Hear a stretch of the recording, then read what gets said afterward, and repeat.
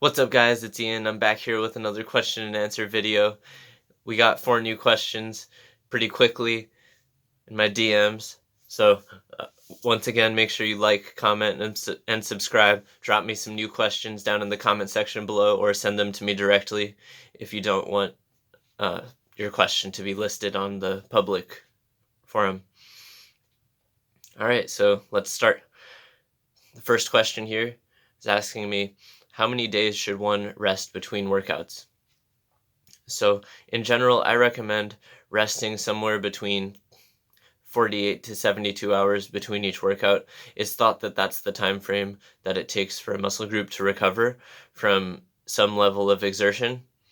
The milder your exertion is, maybe something like just walking or a light cycling or just doing a small number of push-ups, you could probably get away with doing those types of workouts every 24 hours even, although it would certainly impair your performance and not maximally develop the muscles that you're training. So you have to ask yourself, how much do you care about performance versus overlapping the hypertrophic stimulus?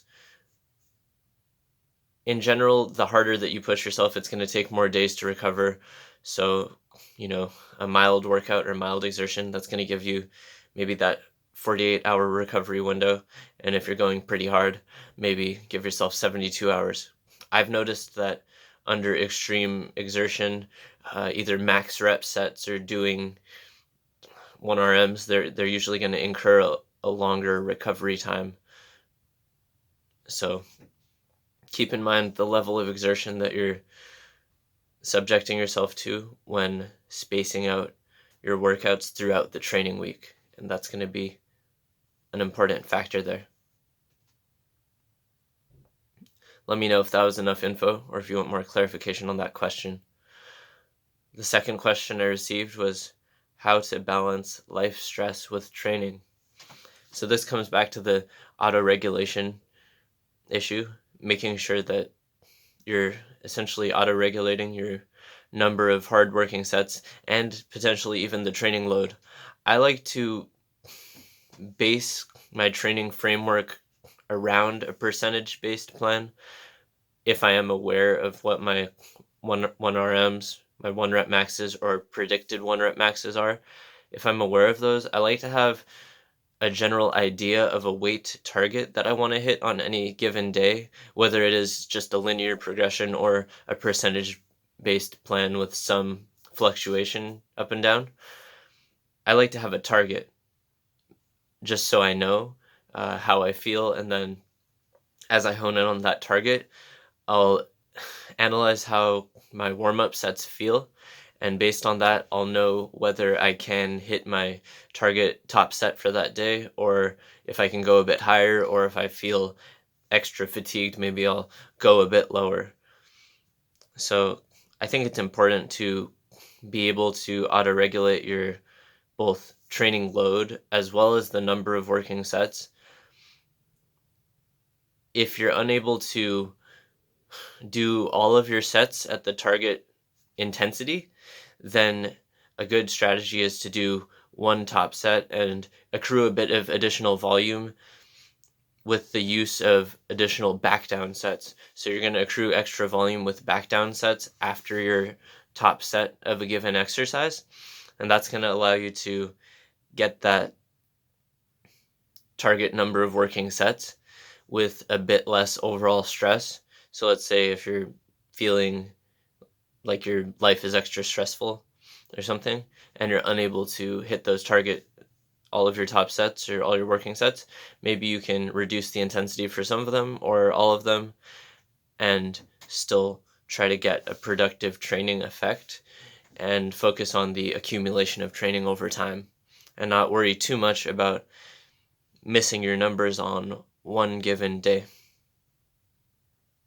Hopefully that assessed the question how to balance life stress with training. So let's move on. Is it safe for obese individuals to engage in resistance training? is it safe for obese individuals to lift weights? I believe that generally it is, as long as you don't have any medical issues that would contraindicate resistance training. Check with your doctor if you think that you are in a high risk category that would make it unsafe to do so. A few key points that I like to tell to trainers that I'm training.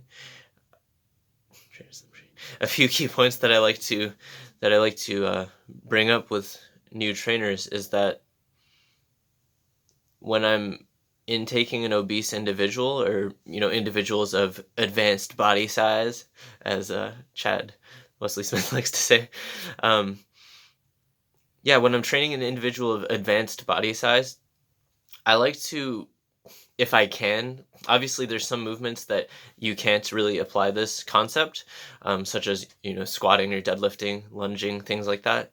But generally, with individuals of advanced body size, I like to assign movements where they're lifting an external load because it improves adherence, right? So, for instance, if you have an obese individual, a good example of a preferred chest exercise for me would be a bench press or a dumbbell press, just because doing push-ups, it might be really strenuous at first for them, right? So if you have like a 300-pound guy and he's just super big, he's not going to be able to.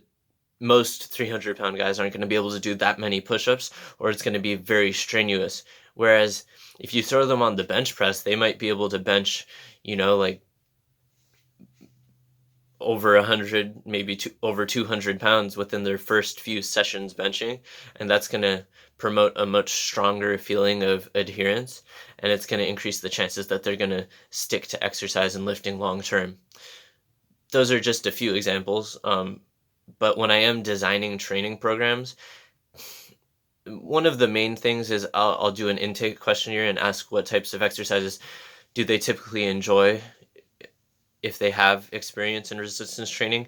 If they are just completely new to exercise, then I will administer a battery of different exercises and assess their enjoyment level of each of them. And if they have no particular preference, then I'll choose the exercises that just a well-rounded array of them, but also ones that I think would improve adherence. And I generally find that larger individuals, I generally find that individuals in general, if you can increase their perception of competence or their feeling of competence, it's going to improve adherence. So, yeah, tying back to, is it safe for obese individuals to engage in resistance training? If there's no medical contraindications, I would say that just focusing on external load as opposed to using the body weight, that's really going to improve adherence as they lose some of the weight and gain strength, and then eventually that'll broaden your spectrum as far as exercise selection and what you have available to you, without kind of making them feel bad or feel like things are excessively difficult, right? At a certain point, you want things to feel difficult, obviously, but uh, at the beginning, that can be perceived as a barrier to entry.